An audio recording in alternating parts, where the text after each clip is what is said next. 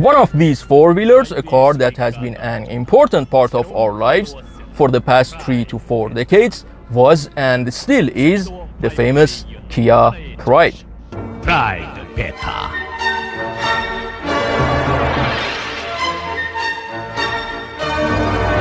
이제 세단형 승용차로 프라이드로 만나십시오. 프라이드 베타. 기아 자동차.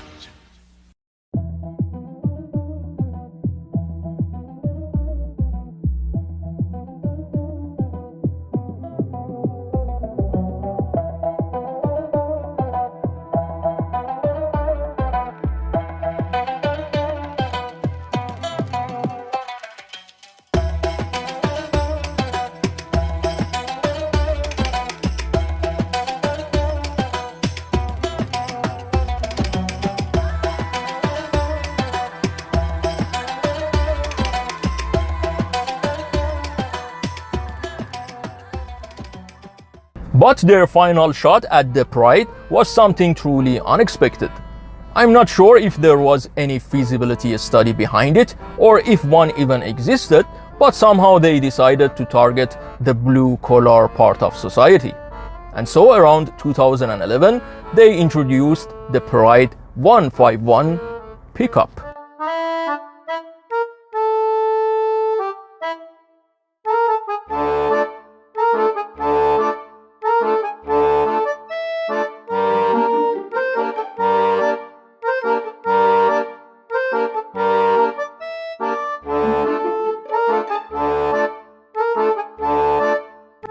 From the front, the car still has that classic Pride face. Simple rectangular headlights, a tiny grille, and a plain bumper. Nothing fancy, just pure function. The design looks dated today, but across Iran it's instantly recognizable. From the side, things start to look different. Rear doors are gone, replaced by a single cab layout and a longer cargo bed. The proportions look a bit odd, almost like the body's been stretched, but that's exactly what gives this pickup its own character.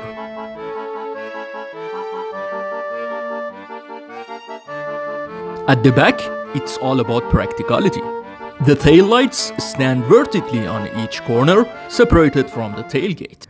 The flat cargo door and that thick rear bumper makes it clear this car was built for work, not for beauty. The Pride 151 uses 165/70 tires on 13-inch rims, exactly the same setup as the regular sedan.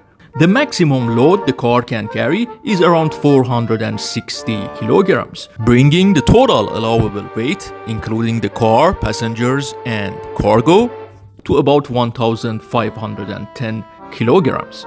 To handle that much weight safely, Saipa engineers made several key structural upgrades, reinforcing the chassis and suspension to ensure the pickup could carry its load without compromising stability. They strengthened the chassis and replaced the rear torsion bar setup with a solid axle suspension, so it could carry heavier loads. They also reinforced the frame under the cargo area and tested it with different weights to make sure it doesn't bend under pressure over time. Up front, the suspension is still the familiar McPherson type, but with a few small tweaks to improve balance and comfort. If you've seen my previous videos, you might remember the Nissan Junior, built by a company called Zamiat, which interestingly is owned by Saipa. Naturally, Saipa wouldn't want two of its own utility vehicles competing in the same segment. The 151 was clearly designed for light inner-city loads, small businesses, couriers, or workshops that need a simple hauler. Here you can clearly compare their size.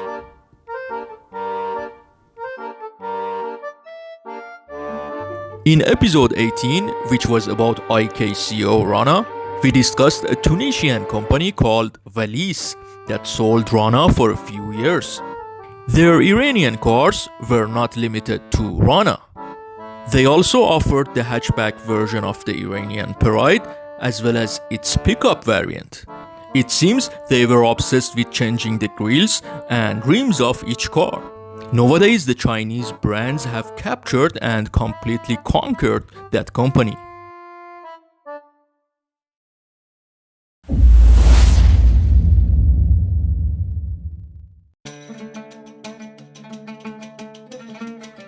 I called a couple of people who were selling their cars online and went to check their cars.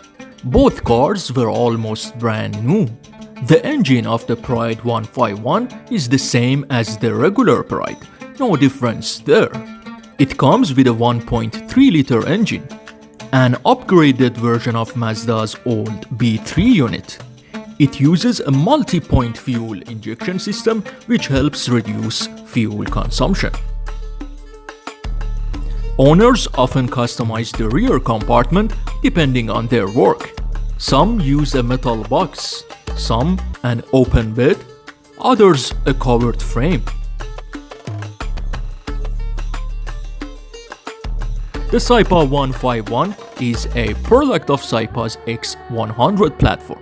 Saipa upgraded this platform a few times.